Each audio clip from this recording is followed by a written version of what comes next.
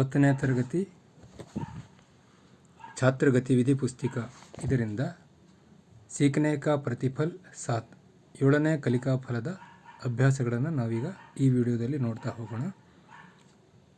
विविध रचनाओं के विषय वस्तु घटना आदि को अपने निजी अनुभवों से जोड़ते हुए अपने विचारों को अभिव्यक्त करते हैं। ವಿವಿಧ ರಚನೆಗಳ ವಿಷಯ ವಸ್ತು ಘಟನೆ ಇತ್ಯಾದಿಗಳನ್ನು ತಮ್ಮ ಸ್ವಂತ ಅನುಭವಗಳೊಂದಿಗೆ ಜೋಡಿಸುತ್ತಾರೆ ಮತ್ತು ವಿಚಾರಗಳನ್ನು ವ್ಯಕ್ತಪಡಿಸುತ್ತಾರೆ ಅಂತ ಇದರರ್ಥ। ಅದರಲ್ಲಿ ಗತಿವಿಧಿ 1 ಚಟುವಟಿಕೆ ಉದಾಹರಣೆ ನದಿ, ಒಂದು ನದಿಯ ಬಗ್ಗೆ ಒಂದು ಪದ್ಯವನ್ನು ಇಲ್ಲಿ ಕೊಟ್ಟಿದ್ದಾರೆ। ಆ ಪದ್ಯವನ್ನು ವಿದ್ಯಾರ್ಥಿಗಳು ಓದ್ತಾರೆ। ಒಂದ್ಸರಿ ಅದನ್ನು ಓದ್ತೀನಿ। नदी निकलती है पर्वत से, मैदानों में बहती है और अंत में मित्र सागर से एक कहानी कहती है। बचपन में छोटी थी पर मैं बड़े वेग से बहती थी, आंधी तूफान बाढ़ बवंडर सब कुछ हंसकर सहती थी। मैदानों में आकर मैंने सेवा का संकल्प लिया और बना जैसे भी मुझसे मानव का उपकार किया। अंत समय में बचा शेष जो सागर को उपहार दिया, सब कुछ अर्पित करके अपने जीवन को साकार किया। बच्चों शिक्षा लेकर मुझसे मेरे जैसे हो जाओ, सेवा और समर्पण से तुम जीवन बगिया महकाओ। ತುಂಬ ಸುಂದರವಾಗಿರ್ತಕ್ಕಂಥ ಕವಿತೆ। ಈಗ ಇದರ ಮೇಲೆ ಏನೇನು ಅಭ್ಯಾಸಗಳನ್ನ ಕೊಟ್ಟಿದ್ದಾನೆ ನೋಡ್ತಾ ಹೋಗೋಣ। ಇಸ್ ಕವಿತಾ ಮೇ ನದಿ ಅಪ್ನಿ ಕಹಾನಿ ಕಹತಿ ಹೈ, ಈ ಕವಿತೆಯಲ್ಲಿ ನದಿ ತನ್ನ ಕಥೆಯನ್ನು ಹೇಳ್ತಾ ಇದೆ। ಉಸ್ ಕಹಾನಿ ಕೋ ಅಪ್ನಿ ಮಾತೃಭಾಷಾ ಮೇ ಅಭಿವ್ಯಕ್ತ ಕೀಜಿಯೇ, ಆ ಕಥೆಯನ್ನು ನಿಮ್ಮ ಮಾತೃಭಾಷೆಯಲ್ಲಿ ವ್ಯಕ್ತಪಡಿಸಿ, ಮಾತೃಭಾಷೆಯಲ್ಲಿ ಹೇಳಿ। ನದಿ ಪರ್ವತದಲ್ಲಿ ಹುಟ್ಟಿ ಮೈದಾನದಲ್ಲಿ ಹರಿದು ಅಂತಿಮವಾಗಿ ಸಾಗರವನ್ನು ಸೇರಿ ತನ್ನ ಕಥೆಯನ್ನು ಹೇಳುತ್ತದೆ। ನಾನು ಬಾಲ್ಯದಲ್ಲಿ ಸಣ್ಣವನಾಗಿದ್ದೆ, ಆದರೆ ತುಂಬ ಜೋರಾಗಿ ಹರಿಯುತ್ತಿದ್ದೆ। ನೆರೆ ಬಿರುಗಾಳಿ ಸುಂಟರಗಾಳಿ ಎಲ್ಲವನ್ನೂ ನಗು ನಗುತ್ತಾ ಸಹಿಸುತ್ತಿದ್ದೆ। ಮೈದಾನದಲ್ಲಿ ಹರಿದು ಮಾನವರಿಗೆ ಸೇವೆ ಮಾಡಿದೆ। ಕಡೆಯಲ್ಲಿ ಉಳಿದ ನೀರನ್ನು ಸಾಗರಕ್ಕೆ ಕೊಡುಗೆಯಾಗಿ ನೀಡಿದೆ। ಎಲ್ಲವನ್ನೂ ಅರ್ಪಿಸಿ ಜೀವನವನ್ನು ಸಾರ್ಥಕಪಡಿಸಿಕೊಂಡೆ ಎಂದು ನದಿಯಲ್ಲಿ ಹೇಳ್ತಾ ಇದೆ।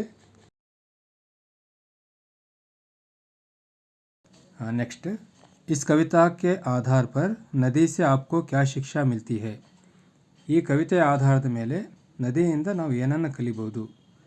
इस शिक्षा को आप अपने जीवन में किस प्रकार अपनाएंगे, ನದಿಯಿಂದ ಕಲಿತ ಶಿಕ್ಷಣವನ್ನು ನೀವು ನಿಮ್ಮ ಜೀವನದಲ್ಲಿ ಹೇಗೆ ಅಳವಡಿಸಿಕೊಳ್ಳುತ್ತೀರಿ ಅಂತ ಇಲ್ಲಿ ಪ್ರಶ್ನೆ ಇದೆ। ಅದಕ್ಕೆ ಉತ್ತರ, इस कविता से शिक्षा मिलती है कि नदी की तरह हमें भी अपने जीवन को परोपकार में सार्थक बनाना चाहिए। नदी की तरह हमें मुश्किलों को हंसकर सहना चाहिए। जीवन के पथ में जो भी मिले उनको कुछ ना कुछ अर्पण करना चाहिए। नदी से पाठ लेकर मैं भी दूसरों की मदद करूँगा, देश और समाज की सेवा करूँगा। नेक्स्ट, ನದಿयों की उपयोगिता के बारे में अपने विचार व्यक्त कीजिए, ನದಿಗಳ ಉಪಯೋಗದ ಬಗ್ಗೆ ನಿಮ್ಮ ವಿಚಾರಗಳನ್ನು ವ್ಯಕ್ತಪಡಿಸಿ।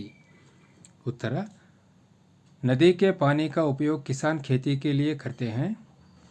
प्राचीन काल से ही सभी सभ्यताओं और नगरों का निर्माण नदियों के तट पर हुआ है। नदियों की वजह से सभ्यताएं पनपती हैं, बस्तियां बसती हैं। नदी घाटियां और मैदान उपजाऊ मिट्टी प्रदान करते हैं। नदियों के बिना धरती पर जीवन असंभव सा लगता है। नदियां हमें शुद्ध पेयजल प्रदान करती हैं। पेयजल अंदर पीने का पानी।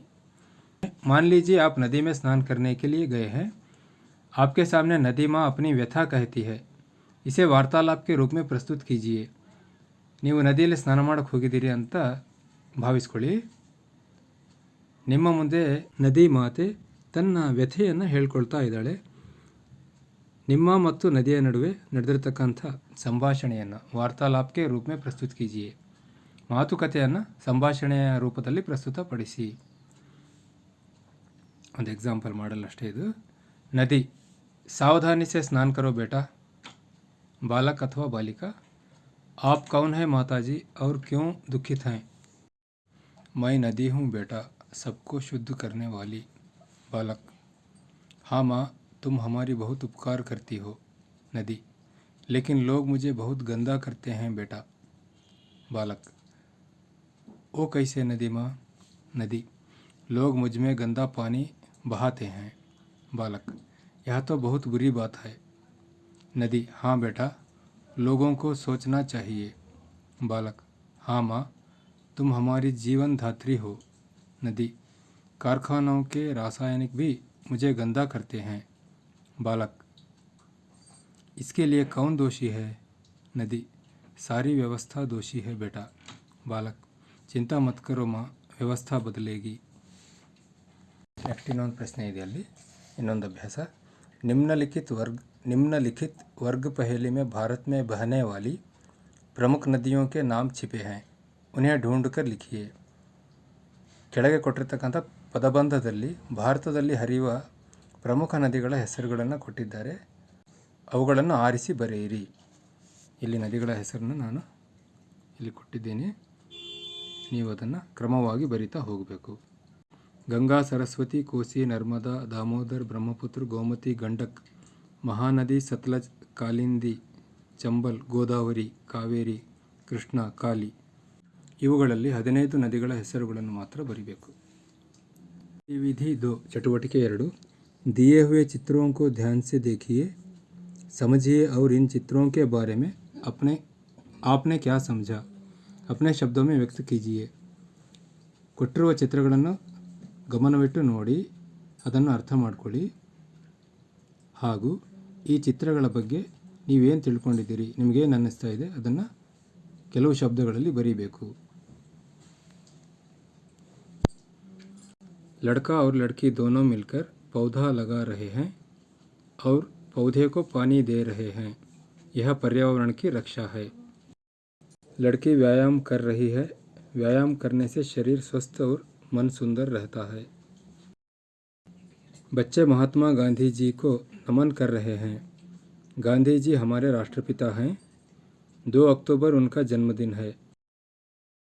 हमारा राज्य कर्नाटक है, नवंबर 1 को हम राज्योत्सव मनाते हैं. कर्नाटक की संस्कृति बहुत वैभवशाली है. गतिविधि 3 चटवटिके 3 यहाँ एक कहानी है, यह अपूर्ण है, अपने शब्दों में कहानी पूर्ण कीजिए. ಇಲ್ಲಿ ಒಂದು ಕಥೆಯನ್ನು ಕೊಡಲಾಗಿದೆ, ಇದು ಅಪೂರ್ಣ ಕಥೆ, ನಿಮ್ಮ ಶಬ್ದಗಳಲ್ಲಿ ಈ ಕಥೆಯನ್ನು ಪೂರ್ಣಗೊಳಿಸಿ. एक गांव में अक्षय नाम का एक लड़का रहता था, पढ़ाई में बहुत तेज था, समय का भी पक्का था, अपने सारे काम समय के अंदर करता था. एक दिन वह कॉलेज जा रहा था, अचानक उसकी नज़र पास के रेल की पटरी पर पड़ी. वह देखता है कि एक जगह पर पटरी थोड़ी सी उखड़ी हुई है. देखकर सोचता है कि अगर इस पर से कोई रेल गुजरेगी तो बहुत बड़ी दुर्घटना हो सकती है. तभी सामने से एक रेल आती हुई दिखाई देती है. सोचने के लिए उसके पास ज़्यादा समय भी नहीं था. ಒಂದು ಊರು, ಅಲ್ಲಿ ಅಕ್ಷಯ ಎನ್ನುವ ಒಬ್ಬ ಹುಡುಗ ಇರ್ತಾನೆ. ಅವನು ಓದಿನಲ್ಲಿ ತುಂಬ ಚುರುಕಾಗಿರ್ತಾನೆ, ಅವನು ಸಮಯ ಪಾಲನೆಯಲ್ಲೂ ಸಹ ತುಂಬ ಕರೆಕ್ಟ್ ಆಗಿರ್ತಾನೆ. ಪ್ರತಿಯೊಂದು ಕೆಲಸವನ್ನು ಸಮಯಕ್ಕೆ ತಕ್ಕಂತೆ ಮಾಡ್ತಾ ಇರ್ತಾನೆ, ಸಮಯದ ಒಳಗೆ. ಒಂದು ದಿನ ಅವನು ಕಾಲೇಜಿಗೆ ಹೋಗಬೇಕಾದ್ರೆ ಆಕಸ್ಮಿಕವಾಗಿ ಅವನ ದೃಷ್ಟಿ ರೈಲಿನ ಹಳಿಯ ಮೇಲೆ ಬೀಳುತ್ತೆ. ಅಲ್ಲಿ ನೋಡಿದ್ರೆ ಒಂದು ಹಳಿ ಕಿತ್ತೋಗಿರುತ್ತೆ.